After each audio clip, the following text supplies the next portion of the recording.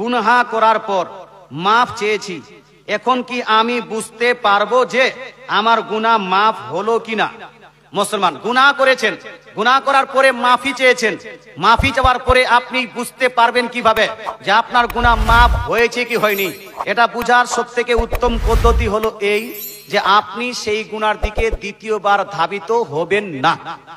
কথা বোঝা গেল? হ্যাঁ, যদি খুব মন চায়, মানে আপনি যেতে চাইছেন আবার আপনাকে আটকাচ্ছে, এইরকম যখন একটা সিচুয়েশন তৈরি হবে, আপনি দ্বিতীয়বার যখন ওই গুনাহটা করতে যাচ্ছেন না, তার মানে আপনার তওবা কবুল হয়ে গেছে। জোরে বলেন না সুবহানাল্লাহ। আর যখন তওবা কবুল হয়ে যাবে, আর তাইবু মিনাজ যামবি কামা লা যামবা লা, রাসূলুল্লাহর হাদিস, যখন মানুষের তওবা কবুল হয়, কেউ যদি তওবা একদম ঠিকঠাক মন দিয়ে, প্রাণ দিয়ে, দিল দিয়ে যদি কেউ তওবা করে নেয়, আল্লাহ তাআলা তাকে সেই গুনাহ থেকে এমন পবিত্র করে দেন যেন মনে হয় ওই গুনাহটা ও জীবনেই করেনি, জীবনও কোনোদিন আর করেনি। মুসলমান বিশেষ করে আমাদের যারা বিশেষ করে গুনাহের কাজে আমরা লিপ্ত আছি, তাদের উচিত সর্বদা আমরা যেন গুনাহ থেকে তওবা করতে থাকি। আল্লাহ তাআলা তৌফিক দান করেন, আমিন। আচ্ছা, আরেকজন প্রশ্ন করেছে, আমি নামাজ পড়ি, বাট আমি কি করে বুঝবো আমার নামাজ কবুল হলো কিনা? আপনার বুঝার কোনো প্রয়োজন নাই, আপনার বুঝার কোনো প্রয়োজন নাই। আপনার প্রতি নামাজ পড়া হলো ফরজ। নামাজ পড়া কি? আপনি বুঝতে পারেন বা না পারেন, আপনাকে নামাজ পড়তেই থাকতে হবে মুসলমান। আর 2 নাম্বার লক্ষ্য রাখতে হবে যে আমি আমার নামাজটাকে শুদ্ধ পড়ছি কিনা। আপনার নামাজকে শুদ্ধ করার দিকে আপনাকে ধাবিত হতে হবে, ধ্যান দিতে হবে যে আমার শুদ্ধ হচ্ছে কিনা। এই 2টা কাজ আপনার। কথা বোঝা গেল? আর বলেন হুজুর কোনো আলামত আছে কিনা? আলামত আছে মুসলমান। নামাজ যদি আপনার আল্লাহ দরবারে কবুল হয়, আপনি দেখবেন আপনার জীবনে পরিবর্তন আসছে কিনা, গুনাহ থেকে আপনি বাঁচতে পারছেন কি পারছেন না। নামাজ পড়ার পর থেকে, নামাজ পড়ার আগের লাইফ আর নামাজ পড়া লাইফের মধ্যে কোনো পরিবর্তন আসলো কিনা। নামাজ পড়ার পরে যদি আপনি শরাব থেকে দূরে থাকতে পারছেন, জেনা থেকে দূরে চলে এসেছেন, আপনার গার্লফ্রেন্ড থেকে দূরে সরে এসেছেন, হারামকারী থেকে দূরে সরে এসেছেন, অর্থাৎ আল্লাহ তাআলার এই নামাজের কারণে যদি আপনি আপনার বেহায়াই আর খারাপ কাজ থেকে দূরে আসছেন, তার মানে আল্লাহ তাআলার দরবারে আপনার নামাজও কবুল হচ্ছে। জোরে বলেন সুবহানাল্লাহ। কারণ আল্লাহ তাআলা বলেছেন নামাজ মানুষকে বেহায়াই আর খারাপ কাজ থেকে বিরত রাখে। কথা বোঝা গেল? 3 নাম্বার প্রশ্ন করেছেন, হস্তমৈথুন থেকে কি করে নিজেকে রক্ষা করব? মুসলমান, হস্তমৈথুন করা এটা হলো টোটালি হারাম। শরীয়তে কি এটা হারাম। বাংলাদেশে কিছু বক্তা এটাকে জায়েজ করে দিয়েছে। হ্যাঁ, এই হাতটাকে মালউন বলা হয়েছে। হস্তমৈথুন এটা টোটালি হারাম। তদ্রূপ লেসবিয়ানিজম এটাও টোটালি হারাম। গেইজম এটাও হলো টোটালি হারাম ইসলাম শরীয়তে। সেইভাবে পর্নোগ্রাফি আপনার দেখা, এটা টোটালি হারাম করা, টোটালি হারাম। মুসলমান আপনাকে বলতে চাই, এটাকে হালাল বলা, এটাকে বৈধ বলা, এটাকে জায়েজ বলা চলবে। কথা বুঝতে পেরেছেন বাপ? এটাকে জায়েজ বলা চলবে না। তবে আপনি যে প্রশ্নটা করেছেন, এটাকে বাঁচার পদ্ধতিটা কি? বাঁচার পদ্ধতি আমার রাসূলুল্লাহ দিয়েছেন। জোরে বলেন সুবহানাল্লাহ। বাঁচার পদ্ধতি কি দিয়েছেন? রাসূলুল্লাহ দিয়েছেন। মুসলমান আপনাকে বলতে চাই, কিছু বক্তা বলছে নিজেকে যদি কন্ট্রোল না করতে পারো, তাহলে তুমি করতে পারো। তো কন্ট্রোল করার পদ্ধতি কি? হস্তমৈথুন করা। জেনা থেকে কন্ট্রোল করার রাস্তা কি? হস্তমৈথুন করা নয়। আমার রাসূলুল্লাহ বলছেন, ইয়া মাশারাস শাবাব মান ইসতাতা মিনকুম আল বাতা, হে যুবক বৃন্দরা, তোমাদের মধ্যে যারা বিয়ের যোগ্যতা রাখো, ফালিয়াতাজাওয়াজ, সেই জন্য তাড়াতাড়ি করে বিয়ে করে নেয়। জোরে বলে সুবহানাল্লাহ। তাড়াতাড়ি কি করবে? বিয়ে করে নেয়। বিয়ে করলে আর হস্তমৈথুনের প্রয়োজন পড়বে না। বলছে হুজুর বিয়ে করতেও পারছি না, ফাইন্যান্সিয়ালি ফিট নয়, মেন্টালি ফিট নয়, ফিজিক্যালি ফিট নয়, মুসলমান আমি বিয়ে করতে পারছি না, একদম খুব আপনার মজবুরিতে আছি, তাহলে কি করব? আমার রাসূলুল্লাহ বলছেন, যারা বিয়ে করতে পারবে না তাকে হস্তমৈথুন নয়, ফাইল্লাম ইয়াস্তাতি, যদি বিয়ে করতে না পাও ফাআলাইহি বিসসাম, সেই ব্যক্তি বেশি বেশি করে রোজা পালন করবে। জোরে বলে সুবহানাল্লাহ। কি করবে ভাই? রোজা রাখবে। মুসলমান যেই যুবকেরা বিয়ে করতে পারছে না আর হাত নিজেকেও কন্ট্রোল করতে পারছে না, you are not able to control your lust. আপনি নিজের লাস্টকে, আপনার ইগারনেসকে, আপনার ডিজায়ারকে আপনি কন্ট্রোল করতে পারছেন না। আমার রাসূলুল্লাহ বলছেন, বিয়ে করতে যদি না পারো আর নিজেকে যদি কন্ট্রোল না করতে পারো, তাহলে তুমি কি করবে? রোজা রাখবে ফাইন্নাহু লাহু বিজাউন আও ফাইন্নাহু বিহি ওয়াজাউন, কারণ এই রোজার মাধ্যমে তার নিজের যে আপনার এক্সাইটমেন্ট, উত্তেজনা, এটাকে কন্ট্রোল করা হবে। জোরে বলে সুবহানাল্লাহ। তো এক্সাইটমেন্ট, উত্তেজনাকে কন্ট্রোল করার জন্য আমার রাসূলুল্লাহ কি বলেছেন ভাই? রোজা পালন করতে বলেছেন, হস্তমৈথুন করতে বলেন নি। সুতরাং যে প্রশ্ন করেছেন তার উদ্দেশ্যে বলবো, যদি আপনি যদি নিজেকে কন্ট্রোল না করতে পারেন তাহলে আপনি রোজা পালন করবেন। আপনি যখন রোজা রাখবেন আপনার নিজের উপর কন্ট্রোল চলে আসবে। রোজা রাখলে নিজের নাফসের উপর কন্ট্রোল হয়, নিজের আত্মার উপর কন্ট্রোল হয়, এক্সাইটমেন্টের উপর কন্ট্রোল হয়। আল্লাহ তাআলা আপনাকে বুঝার এবং আমল করার তৌফিক দান করুক, বলেন আমিন। একবার দরুদ শরীফ পড়ি, আল্লাহুম্মা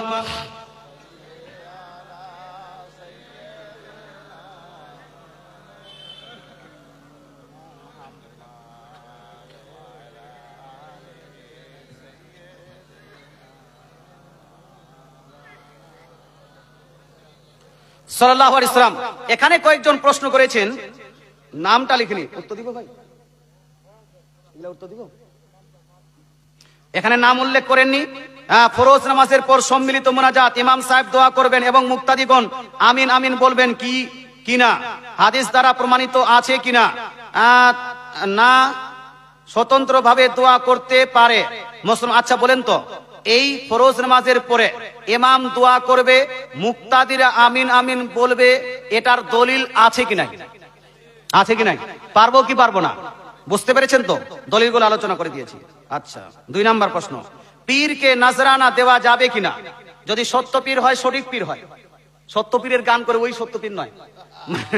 হ্যাঁ, ওই সত্য পীর হলো সব থেকে ভণ্ড পীর। কথা বুঝলো?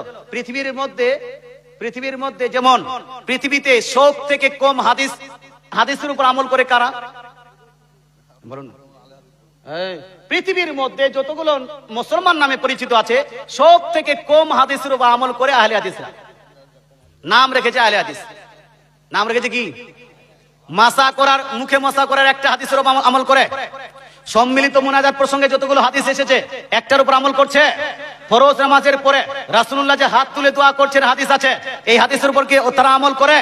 করে না। অনেকগুলো এরকম আছে, অনেকগুলো আছে। আমার একটি বই আছে, কে হাদিস মান্যকারী, আহলে সুন্নাত না আহলে হাদিস, আহলে হাদিস না আহলে সুন্নাত। এই কিতাবটি মোটামুটি 400-450 পৃষ্ঠার বই। এই বইটা পড়লে আপনি ভালো করে বুঝতে পারবেন। আরেকটা বই আহলে হাদিসদের ধোঁকাবাজি। কি বই? আহলে হাদিসদের ধোঁকাবাজি। এই বইটা অবশ্যই পড়বেন, পড়লে বুঝতে পারবেন যে কোথায় কোথায় এরা ধোঁকা দেয়, কোথায় কোথায় এরা ধোঁকা দেয় মুসলমান। তদ্রূপ সত্য পীর, যেই সত্য পীরের গান করা হয়, এ হলো সব থেকে ভণ্ড, সব থেকে আপনার বদমাস পীর। এই নিজেকে আপনার মানুষের মধ্যে প্রচলন করার জন্য নিজের নাম সত্য পীর রেখে দিয়েছে। কি করে রেখেছে? আসলে কিন্তু আচ্ছা, সত্য সঠিক পীর যদি হতো তাহলে এর গান করা হতো, ঢোল বাজা হতো, এর নামে নাচ গুন করা হতো? করা হতো না। আপনার দেশে হয় কি হুজুর সত্য পীরের গান? বন্ধ হয়ে গেছে না? আচ্ছা, এটা আপনার হাজরাতদের জানা একটা এখন বন্ধ হয়ে গেছে, কিন্তু ওই পীরের গান করা যাবে না। এবার প্রশ্ন হলো, সঠিক পীর, ভালো পীর, যোগ্য বিজ্ঞ যদি কেউ পীর হয়, তাকে যদি কেউ নজরানা দেয়, দেখতে গেল কিছু হাতে নজরানা দিল, এটা জায়েজ আছে। এটা হলো গিফট, এটা হলো তোহফা। এটা কি? গিফট এবং তোহফা। তোহফার গিফট দেওয়া জায়েজ আছে। যেমন হুজুরের সঙ্গে আপনি সাক্ষাৎ করলেন, একটু সাক্ষাৎ করার সময় উনি তো আর জবরদস্তি আপনার কাছে চাননি যে আমাকে দাও, আমাকে দাও, আমাকে দাও। হ্যাঁ, এই চাওয়াটা, এটা ফকিরিগিরি। চাওয়াটা কি? ফকিরিগিরি। আর ইনি যদি মিসকিন না হন, এই আপনার চাওয়াটা চলবে, মিসকিন হলে চলবে। কিন্তু যদি একজন সবল ব্যক্তি হয়, ভালো ব্যক্তি হয়, ইনাকে যদি আপনি তোহফা হিসেবে দিতে চান, তোহফা হিসেবে মুসাফার মাধ্যমে, অথবা হুজুর এটা রাখেন, একটু কিছু খেয়ে নেবেন, হ্যাঁ হুজুর এটা আমার তরফ থেকে কবুল করেন, এটা যদি তোহফা গিফট হিসেবে দিতে চান, তো আপনি একজন আলিমকেও দিতে পারবেন, ইমাম সাহেবকে দিতে পারেন, পীর সাহেবকে দিতে পারেন, বক্তা সাহেবকে দিতে পারেন। কথা বোঝা গেল ভাই? এটা দিতে পারবেন। মানুষ মারা গেলে 3 দিন, 5 দিন, 10 দিন 40 রাত জিয়ারত করা যাবে কি যাবে না? আমার পূর্বে মুফতি ইউনুস সাহেব, নাকি মুফতি ইউনুস সাহেব কবর জিয়ারতের প্রসঙ্গে বিস্তারিত আলোচনা করে দিয়েছেন, দলিল দিয়ে দিয়েছেন। আর দ্বিতীয়বার দলিল দেওয়ার প্রয়োজন নাই। আমি এলাকায় কয়েকবার এসেছি, বারবার আমি কবর জিয়ারতের পক্ষে অনেকগুলো দলিল দিয়েছি মুসলমান, এর দলিল অসংখ্য আছে। এবার পড়া হলো 3 দিন, 5 দিন, 10 দিন করা যাবে কিনা। দেখেন, আমাদের আহলে সুন্নাতুল জামাতের মতে ইসালে সওয়াব করা যায়, কবর জিয়ারত করা যায়, কবরস্থানে কোরআন তেলাওয়াত করাও যায়। এর আগে আমি ঠুনটুনিয়াতে এসে অনেকগুলো দলিল দিয়েছি মুসলমান। কোরআন খানি করাও যায়, মানুষের জন্য খাবারের আয়োজন করাও যায় আছে। পানাহারের আয়োজন করাও জায়েজ আছে, সব জায়েজ আছে। এর জন্য নির্দিষ্ট 3 দিনেই করতে হবে, নির্দিষ্ট 4 দিনেই করতে হবে, নির্দিষ্ট 10 দিনেই করতে হবে, নির্দিষ্ট 40 দিনেই করতে হবে। এটা কিন্তু আহলে সুন্নাতুল জামাতের কথা নয়। কথা বলছি হলো, এটা কি কেউ বলেছে হুজুর? ইবেন আলা হযরত আসিমুল বরকত মুজাদ্দিদুদ দ্বীন মিল্লাত আলাইহির রিজওয়ান ফতোয়া রিজভিয়া শরীফে বলেছেন যে কেউ যদি 40 দিনেই নির্দিষ্ট মনে করে যে এটাতেই করতে হবে, না হলে আমার নেকি কমে যাবে, গুনাহ হয়ে যাবে ইত্যাদি, এইরকম ধারণা করে কেউ যদি করে তো এটা বেদাত হবে। কথা বোঝা গেল?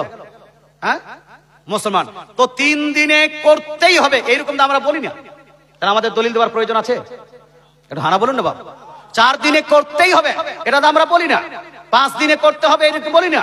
তাহলে দলিল কি দিতে হবে? দলিল দিতে হবে ইসানে সওয়াবে। আমরা যেই কাজগুলো মৃত ব্যক্তির জন্য করি সেইগুলো কাজ করা যাবে কি যাবে না? মৃত ব্যক্তির জন্য দোয়া করি, দোয়া করা যাবে কি যাবে না? এটা দলিল লাগবে না। মৃত ব্যক্তির জন্য কবর জিয়ারত করি, এটা দলিল লাগবে। মৃত ব্যক্তির জন্য খাবারের আয়োজন করি, এটা দলিল লাগবে। এখন এই সমস্ত কাজ যখন দলিল দ্বারা প্রমাণিত হবে, সেটা যে কোনো দিনে করবেন, জায়েজ হবে না না জায়েজ? জায়েজ না না জায়েজ? এবার আমি কিছু সংক্ষিপ্ত আকারে, পূর্ণ দলিল পড়বো না, সংক্ষিপ্ত আকারে বলি। কবর জিয়ারতের দলিল সহিহ মুসলিম জিলদ নাম্বার 1 পেজ নাম্বার 313 এর মধ্যে, সুনানে নাসাই জিলদ নাম্বার 1 পেজ নাম্বার 221 এর মধ্যে, সুনান ইবনে মাজাহ জিলদ নাম্বার 1 পেজ নাম্বার 112 এর মধ্যে কবর জিয়ারতের স্পষ্ট দলিল আছে। জোরে বলেন সুবহানাল্লাহ। মুসলমান আচ্ছা, কবর জিয়ারতের পরে মৃত ব্যক্তির জন্য দোয়া করা যাবে কি যাবে না? দোয়া করা জায়েজ কি না জায়েজ, এই প্রসঙ্গে সহিহ Muslim Sharif জিলদ number 2 page number 41 এর মধ্যে লিপিবদ্ধ আছে মৃত ব্যক্তির জন্য দোয়া করা হলো জায়েজ, মৃত ব্যক্তির জন্য দান করা হলো জায়েজ, মৃত ব্যক্তির জন্য সাদকা করা হলো জায়েজ। জোরে বলেন সুবহানাল্লাহ। মুসলমান আচ্ছা, সুনান আবু দাউদ জিলদ নাম্বার 1 হাদিস নাম্বার 1680, 1681, 1682 তিনটি হাদিস থেকে প্রমাণিত মৃত ব্যক্তির জন্য পানাহারের ব্যবস্থা করা হলো জায়েজ। জোরে বলেন সুবহানাল্লাহ। আচ্ছা, বুখারী শরীফ জিলদ নাম্বার 1 হাদিস নাম্বার 2657, কত নাম্বার হাদিস বললাম? না 2757, 2657 বুখারী শরীফ আছে আপনার? আচ্ছা আচ্ছা, বুখারী শরীফ একবার দরুদ শরীফ আমি দেখেনি দরুদ শরীফ। আল্লাহুম্মা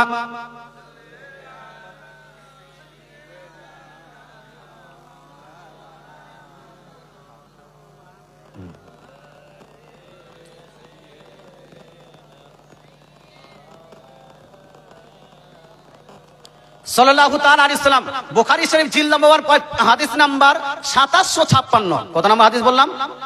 একটু মিস্টেক হচ্ছিল, কনফিউজ হলেও, যেহেতু এতগুলো ইউটিউব আছে সবাই কিন্তু ভিডিওগুলো করবে বা চেক করবে না, এই জন্য কনফিডেন্সের সহিত বলা উচিত ছিল।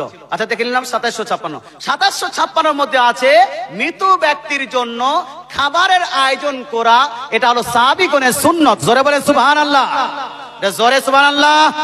মুসলমান আর মৃত ব্যক্তির জন্য কোরআন খানি করা, এটা হলো মিশকাত শরীফ জিলদ নাম্বার 1 হাদিস নাম্বার 17, কত নাম্বার হাদিস বললাম? 17 এর মধ্যে মৃত ব্যক্তির জন্য কোরআন খানি করা প্রমাণিত হয়েছে। তাছাড়া আপনার সুনান আবু দাউদ জিলদ নাম্বার 1 হাদিস নাম্বার 3101, কত নাম্বার হাদিস বললাম? 3101 এর মধ্যেও এই মৃত ব্যক্তির জন্য কোরআন খানি করা জায়েজ।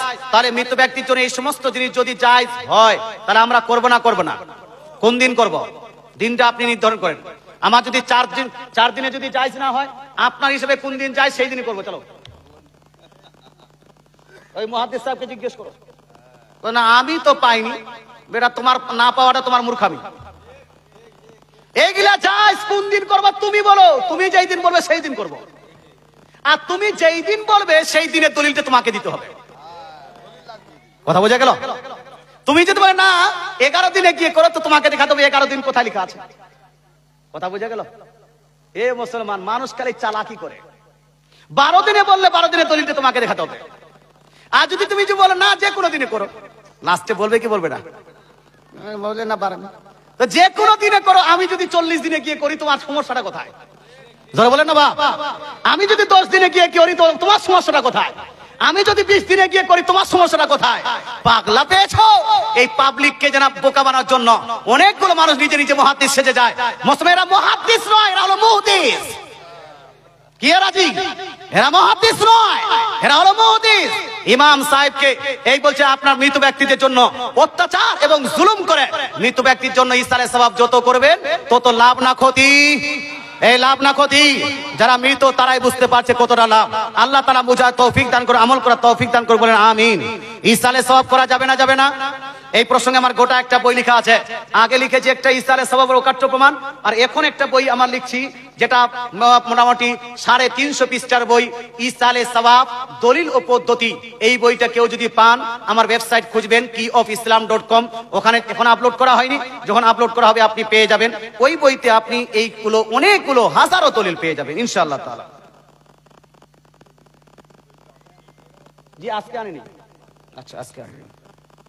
নারী ও পুরুষ একসঙ্গে নামাজ পড়া যাবে কি যাবে না, অথবা জামাত করা যাবে কিনা? না, নারী পুরুষের জামাতে অংশগ্রহণ করবে না। মুসলমান সুনান ইবনে মাজার, এর আগে অনেকগুলো হাদিস দিয়েছি, জামে সাগীরের মধ্যে ইমাম জালালউদ্দিন সুয়ুতী রাদিয়াল্লাহু তাআলা আনহু হাদিস নকল করেছেন ইবনে উমর রাদিয়াল্লাহু তাআলা থেকে, যে মহিলারা যদি জামাত পরিত্যাগ করে একাকী নামাজ আদায় করে, একাকী নামাজ পড়ার কারণে এই মহিলারা 25 গুণ বেশি নেকি পাবে। জোরে বলেন সুবহানাল্লাহ। কত গুণ? 25 গুণ বেশি নাকি পাবে। রাসূলুল্লাহর হাদিস আরেকটা শুনেন, সহিহ মুসলিমের রাইটার ইমাম মুসলিমের ওস্তাদ ইমাম ইবনে আবি শাইবা, মুসান্নিফ ইবনে আবি শাইবা, হাদিস নাম্বার 7620। কত নাম্বার হাদিস বললাম? 7620 মধ্যে এক নারী, এক মহিলা নারী নবীজির দরবারে এসে আরজ করলেন, ইয়া রাসূলুল্লাহ ইয়ামনাউনা আজওয়াজুনা আন নুসাল্লিয়া মাকা, ইয়া রাসূলুল্লাহ হাবিবাল্লাহ, আমাদের স্বামীগণ আপনার পিছনে জামাতের সহিত নামাজ পড়তে নিষেধ করছেন, আমরা হুজুর কি করব? তো রাসূলুল্লাহ বলেছিলেন, সলাতুকুন্না ফি বুয়ুতিকুন্না আফজালু মিন সলাতিকুন্না ফি হুজারিকুন্না ওয়া সলাতুকুন্না ফি হুজারিকুন্না আফজালু মিন সলাতিকুন্না ফিল জামাআতি। অর্থাৎ রাসূলুল্লাহ বলছেন, শুনো, তোমার নিজের বাড়ির ঘরে, আপনার বাড়ির ঘরে নামাজ পড়া বারান্দায় নামাজ পড়া অপেক্ষা উত্তম, আর বাড়ির বারান্দায় নামাজ পড়া জামাতের সহিত নামাজ পড়া অপেক্ষা উত্তম। অর্থাৎ রাসূলুল্লাহ নিজের পিছনে নামাজ পড়া অপেক্ষা মহিলাদেরকে নিজ বাড়ির বারান্দায় নামাজ পড়া অপেক্ষা উত্তম বলেছেন, আর বারান্দা থেকে নিজের বেডরুমে, পার্সোনাল রুমে, বিশেষ রুমে নামাজ পড়াকে বেশি উত্তম বলেছেন। সুতরাং কোন মহিলা জামাতে নামাজ পড়তে যাবে, যাবে, রাসূলুল্লাহ জামাতে অংশগ্রহণ করতে বললেন না। মুসলমান যেখানে যেখানে জামাতের কথা উল্লেখ আছে, জামাতের ফজিলতের কথা উল্লেখ আছে, সেখানে সেখানে পুরুষের কথা উল্লেখ আছে। জোরে বলেন সুবহানাল্লাহ। কি আছে ভাই? পুরুষের কথা উল্লেখ আছে। পুরুষরা যাবে জামাতে, মহিলারা বিনা জামাতে নামাজ পড়বে, বিনা জামাতে নামাজ পড়বে। সুতরাং একসঙ্গে নয়, পুরুষরা মসজিদে, মহিলারা বাড়িতে। এতগুলো প্রশ্ন একটা কথা হয়, অনেকগুলো প্রশ্ন রয়েছে। ইসলাম ধর্ম হলো আল্লাহর প্রিয় ও নিজে পাঠানো ধর্ম। নবীদের মাধ্যমে আমি এটা বুঝতে পারছি না যে সুন্নি, আহলে হাদিস, বেরেলি, দেওবন্দি, ইটিসি এগুলি কি? আমরা কেন সবাই একসাথে একটাতে থাকি না কেন? আচ্ছা ঠিক আছে। Azad Ali, I am a student. তো আপনাকে নিষেধ করেছে কে? আমরা তো চাই যে সবাই একসঙ্গে হয়ে যাবে। যারা বলেন না সুবহানাল্লাহ। আমরা তো বলছি কোরআন হাদিস যেই দিকে আমরা আছি, তো আসছো না কেন? সবাই আসো। হুজুর আমরা কি কোরআন হাদিসে বাইরে গেছি? ইজমা কিয়াসে বাইরে গেছি? আমরা তো দলিলের পক্ষের লোক। আমরা তো বলছি যে আলাদা হয় না বাপ, কিন্তু হঠাৎ করে ডক্টর জাকির নাকের জন্য একটা আলাদা ফেরকা হয়ে গেল। হ্যাঁ, গোলাম মির্জা আহমদ কাদেরীর জন্য আলাদা একটা ফেরকা যদি তৈরি করে, ইসমাইল দেহলভির জন্য কেউ যদি আলাদা একটা ফেরকা তৈরি করবে, তো ওটা আমাদের দোষ? এটা বলুন না বাপ। আমরা হলাম নবীর পক্ষের লোক। কার পক্ষের লোক? সাহাবীর পক্ষের লোক। নবী এবং সাহাবী যা করেছেন তা আমরা করি কি করি না? করবো কি করবো না? আমি বলবো ভাই কোথাও যাওয়ার দরকার নাই, সবাই নিজের নিজের দলের নামগুলো বাদ দিয়ে আমাদের সঙ্গে চলে আসো। কারণ পৃথিবীর বুকে একমাত্র কোরআন হাদিসের মোতাবেক যদি কোনো দল চলে, সেই দলটার নাম হলো আহলে সুন্নাত ওয়াল জামাত। জোরে বলে সুবহানাল্লাহ। আর যদি বলে হুজুর আহলে সুন্নাত ওয়াল জামাত নাম রাখবো না, এমনিতে আসবো, তো এমনিতে আসো, নো প্রবলেম। হ্যাঁ এমনিতে আসো, কারণ এই এমনিতে আসো, কোনো সমস্যা নাই। সুন্নি বলতে হবে কোনো সমস্যা জরুরি নয়। তবে ভাই আমরা বলি এই জন্য কারণ আবু হানিফা রাদিয়াল্লাহু তাআলা আনহু নিজেকে আহলে সুন্নাত ওয়াল জামাতের অন্তর্ভুক্ত বলতেন। জোরে বলেন সুবহানাল্লাহ। ইমাম শাফি, ইমাম মালিক, ইমাম আহমদ বিন হাম্বল ইনারা নিজেকে আহলে সুন্নাত বলতেন। ইমাম বুখারী, মুসলিম, তিরমিজি, নাসাই, আবু দাউদ, ইবনে মাজাহ ইনারা নিজেকে আহলে সুন্নাত বলতেন। ইমাম বাইহাকি, ইমাম নাসাই, ইমাম আপনার তাবরানি, ইমাম ইবনে হাজার আসকালানি, ইমাম নববী, ইমাম ইবনে কি বলছে ইমাম নাসাপুরি, ইমাম কুস্তুলানি, ইমাম হাইসামি ইত্যাদি যতগুলো ইমাম গেছেন সমস্ত ইমামরা নিজেকে আহলে কি বলতেন জি? আহলে সুন্নাত বলতেন। ইভেন ইমাম সহিহ মুসলিম শরীফের মধ্যে, সহিহ মুসলিম শরীফের মধ্যে, সহিহ মুসলিম শরীফ জিলদ নাম্বার 1 হাদিস নাম্বার 27, কত নম্বর হাদিস? কত নম্বর হাদিস? 27 এর মধ্যে ইমাম মুসলিম বলছেন, আমিও যখন হাদিস কালেক্ট করেছি, যখন হাদিস কালেক্ট করা হয়েছে মুসলিম শরীফে, যখন হাদিস কালেক্ট করা হয়েছে ফায়ুনজারু ইলা আহলি সুন্নাতি, দেখা হয়েছে সেই ব্যক্তিটা আহলে সুন্নাতের হয় কিনা। আহলে সুন্নাতের যদি হয় ফায়ুখাযু হাদিসহুম, তার হাদিসটাকে গ্রহণ করে আমি লিপিবদ্ধ করেছি। ওয়ায়ুনজারু ইলা আহলিল বিদআহ, আর যদি সে বিদআতি হতো, আহলে সুন্নাতুল জামাতের বাহিরের হতো, ফালা ইউখাযু হাদিসহুম, তার হাদিস নেওয়া হতো না। যেহেতু মুসলিম শরীফেও আপনার হাদিস নেওয়া হয়েছে কার? আহলে সুন্নাতের, এই জন্য আমরা আহলে সুন্নাত বলি। তারপরেও বলছি যদি তুমি বলো যে না আহলে সুন্নাত তো বলবো না, ঠিক আছে, নো প্রবলেম, তোমাকে বলার দরকার নাই, শুধু আমাদের দলে চলে আসো, কারণ আমরাই কোরআন হাদিস মোতাবেক চলি, বাকি কেউ চলে না, এটা গ্যারেন্টি। আল্লাহ তাআলা বুঝার তৌফিক দান করুন।